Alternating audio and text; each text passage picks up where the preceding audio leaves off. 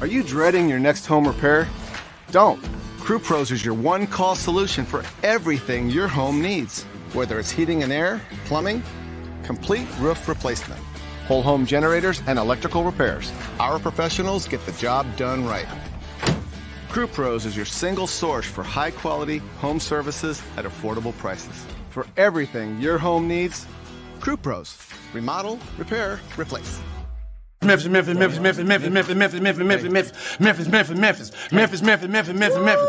Memphis. Everywhere we go, it's Memphis. Memphis, Tennessee, the beautiful land in the world. And I'm thankful for this guy who tweeted and said I don't have that fire in my eye no more. That game right there was for him. That's what I do. I prove people wrong each and every night, and that's for him right there. Hi, this is Tom Izzo at Michigan State, and you're listening to Grizz 901. What up, Grizz Nation, and welcome back to another episode of Grizz 901. Coming off a gross, despicable, no good game tonight. Anyway, we're going to give you a little bit and break down exactly what happened. We're probably going to give you more tips than points in the first quarter, but we'll talk about that much later. But I'm going to be your host tonight. As always, you missed out on the pregame show, and if you did, make sure you go back and check it out and listen. But I'll be your host tonight. I am Daniel Greer, and with me, as always, is my guy, Nathan Qualls. What's up, man? Not excited? I actually am excited. We're going to get to that. Wow. I am excited, but we're going to get to that. All right, so we were here live at High Cotton tonight, and if you were not here, you missed it. We had a fun night.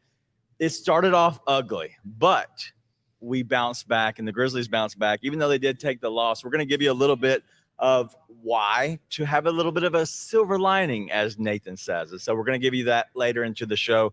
And then we're going to give you a little bit midway through. We're going to give you some adjustments. But first off, we're going to ask the question, why did the Grizzlies lose? The first quarter. That's it. Plain and simple. That's it. If you look at the game, they outscored them by 16 for the last three quarters. And if my voice goes in and out, I was part of the raucous crowd we had here for But is that not because they don't care, though? Because they can obviously, if you're up by 29 points, which is the largest lead the Lakers had, no, you just don't care as the Lakers? You're like, oh, whatever. We're still up 20. No. It was clear for three quarters the Grizzlies were the better team. Okay. Abundantly clear. The problem is they came out with zero poise. Zero. I don't want to say zero game plan. That's a lot to put on somebody. But coming out with zero poise, absolutely. They were rattled by the crowd. And this is the Dillon Brooks conundrum. Sheesh. We'll get into that. Here's what happened. Dillon Brooks said something. I think a bigger deal was made of it than what it was. Right.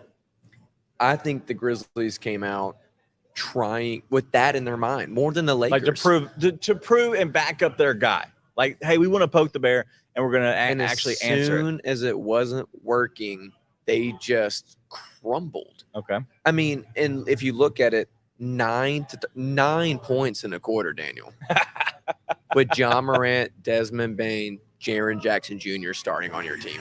Yeah, 9 that's disgusting. Points. They outscored them by 16 over the next three quarters and lost by 10.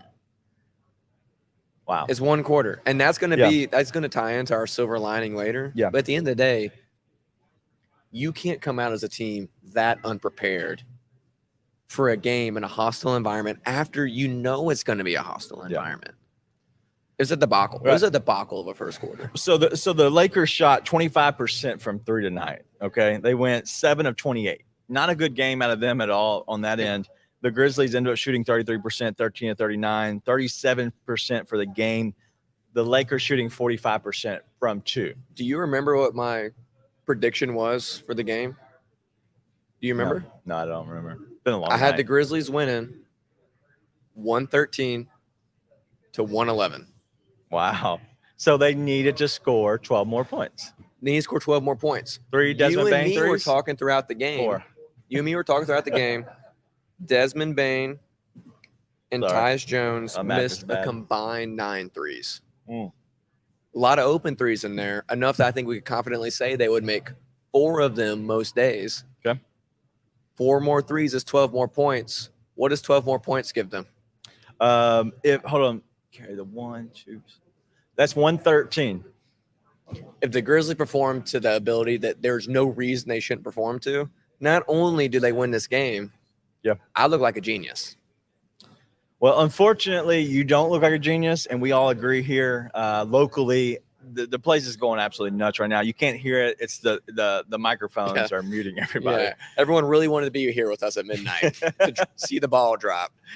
Absolutely. Apparently LeBron, since Dylan Brooks hit him in there. Ooh. I do have a question, though. Who played well tonight? Did you play well tonight? That guy. I'd say that guy.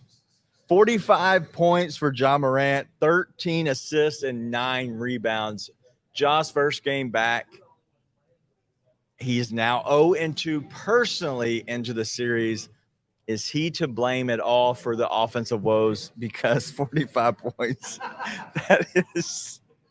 Apparently, Daniel doesn't want to be serious about this tonight. So I'm just saying, do I have to be here? 45 points is crazy, but he is 0-2 now in the series. So I'll ask the question: is he an issue?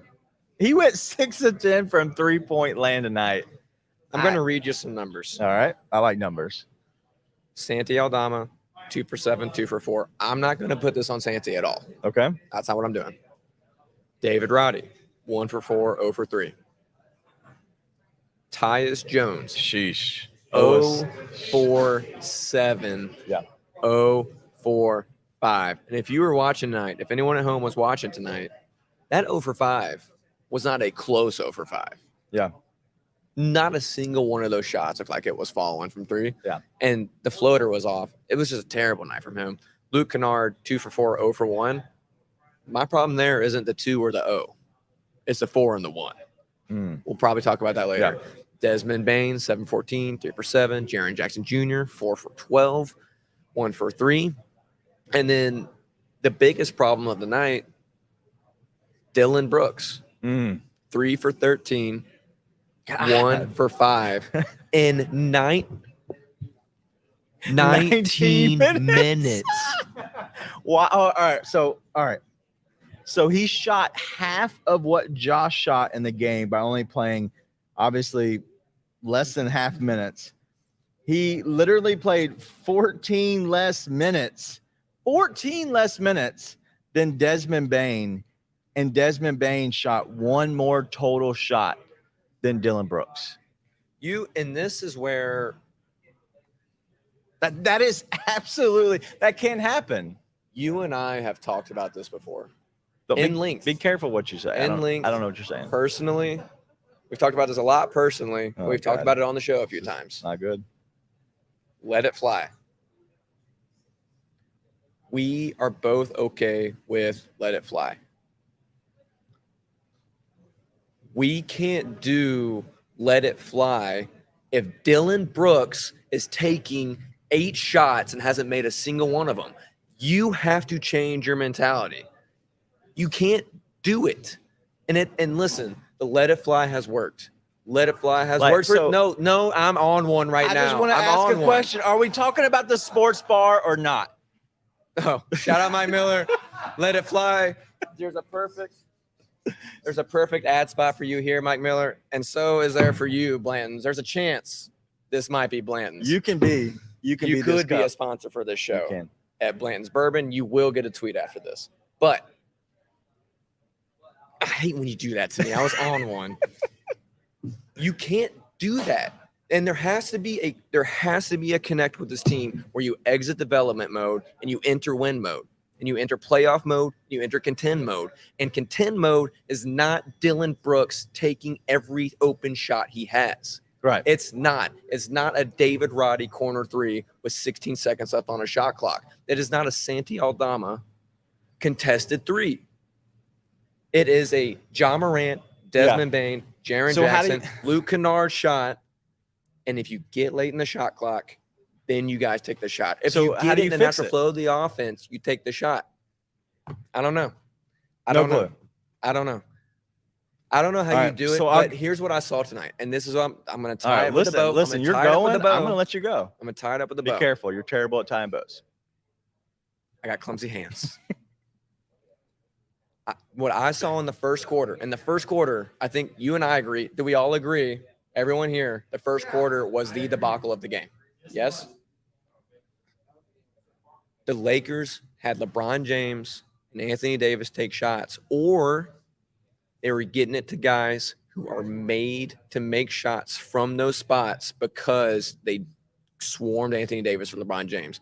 They got the shots they want to get. Yeah. The Grizzlies take the shot that presents itself.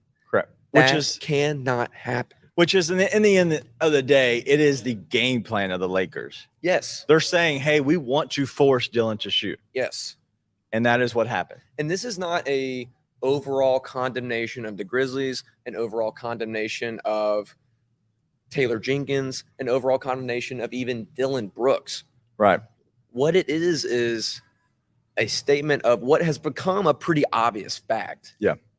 The Grizzlies have to shift the mindset. And at the end of the day, you have to be willing to hurt feelings on the team and say, dude, you can't shoot. Well, it's his own issue in general. And this is not a night that a nut shot becomes the whole issue behind the whole reason the Grizzlies lost. Yeah. That is in itself. But the whole simple thing is you can't have this player taking those shots because he's not the best shooter on the team. He has to be a different player, and he has to be a guy who can absolutely change the way he gets the ball. So if he's moving within the offense and he's not being stagnant, then he's actually catching a ball when he's moving, which he's actually a good player when he's moving. And it's just but I think it comes Dylan Brooks has to know better. He's got to know better. But also it does come to a team mentality. Yeah. It's not a championship mentality. It's just not. You saw at the end of the game there, John Morant went on an absolute run of runs. That's a championship mentality. We have the best player on the court, and we're going to give it to this guy. We're going to give it to this guy, and he's going to go and get us buckets. Yeah. All right, real quick. Kenny, what was that? I heard you in the ear. What was that? All right, we're gonna go ahead and wrap it up soon. We're gonna go ahead and get out of here. It's gonna be a short night. We just want to make sure that we were getting that right in our ear. So sorry about that. This is going to be a very quick show tonight, and so we got to make sure we get out of here in time because we are at a live event. But real quick, 30 seconds. What happens in Game 4? They get the right guys the shots. The Grizzlies showed they were the better team for 3 quarters tonight. It was 1 quarter. Was it a debacle that completely derailed tonight? It's going to be a bounce back. The Grizzlies, I wouldn't be surprised if they don't lose another game. Wow. All right. Grizzlies coming back to the Grindhouse. Game 5, we expect them to be completely tied up 2-2. I expect the Grizzlies to take Game 4. I think it's going to be a good night in my opinion. So make sure you stay tuned for Monday night. We're going to be back again, obviously having another post-game show. This was a fun event, and so make sure you stay with us as we go and we continue this journey through the playoffs. And so hopefully it's Game 4, Game 5, Game 6, and it's a wrap. We're going to wrap it up in LA as I predicted, mind you, by the way. All right, that's all we got. Make sure if you are if you're not a BCM, a Bluff City Media Insider, go ahead and subscribe now so we can get you in. Put in Grizz 901. It's a fun night. All right, that's all we got. Be nice and tell your friends.